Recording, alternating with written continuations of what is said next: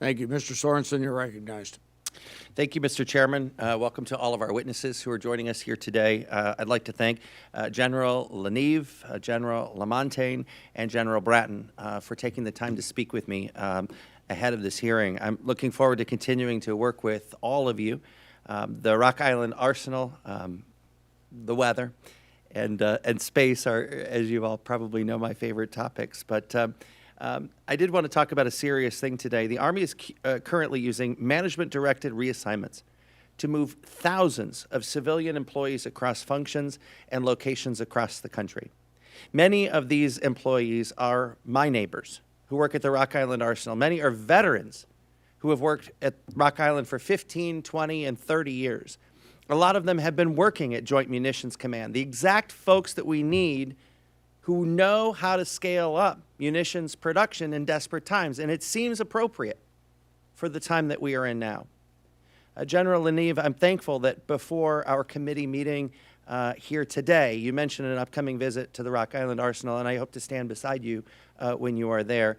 Could you help me understand a little bit about why the Army is executing a command matching program, how you identify positions affected, and the timeline for completion, especially with such an active theater in Iran?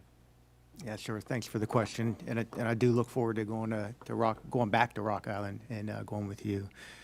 Sure. What we're trying to do is match holes across our workforce with the talent that needs to be maintained across all of our sites, whether it's in the industrial base or it's in our headquarters, to try to match where the holes are.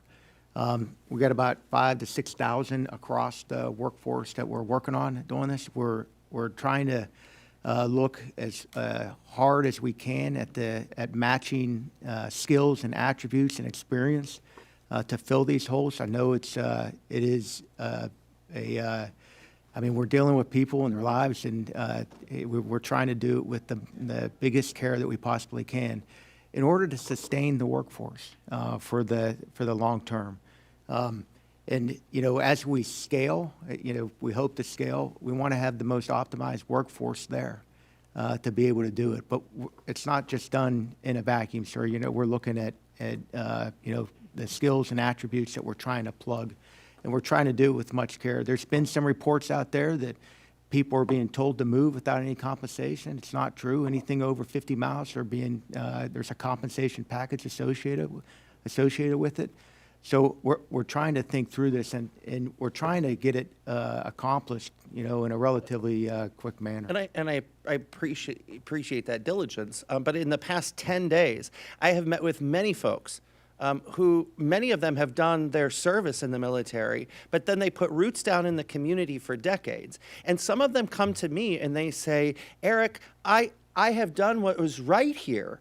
I have a perfect record. There is no one anywhere that does the work that I'm doing. So why am I surplused? And now they're given 5 days to decide to uproot families or they'll be terminated. Well, I'll tell you, most people spend more than 5 days to figure out which used car to buy or which dishwasher to get. So how on earth do we think that this helps us meet a mission? Cutting people at Joint Munitions Command?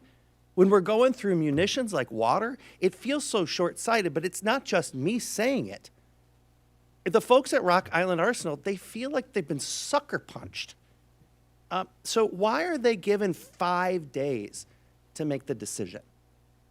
Yes, sir. There was a longer time that we've been working through the process. So it wasn't just a dropped on at the last moment. You have 5 days to make this decision. They've known that they've been going through the process for a while now across all of our commands. Now, there is a window for them to make a decision. Do they want to move or not? So we can plug the holes and move Is this forward. something that we can fix to take care of them? I mean, and not to cut you off, but when Secretary Driscoll came to Rock Island Arsenal, we ended the visit with a handshake and a smile, and he said, let me know what you need. And I need certainty, but across the entire workforce, whether that's Picatinny, Detroit, or Rock Island, we deserve answers. And most importantly, it's the support. There are 6 members of Congress looking over the nation's largest arsenal at Rock Island. I have a copy of the declaration that proposed the arsenal to be put at Rock Island, and it is signed by Abraham Lincoln in my office. And it is so important that we take care of the people there. This should not be a difficult task to support them properly, honorably, and effectively for the benefit of readiness and our country. And Mr. Chairman, I yield back. Mr. Harrigan, you're recognized.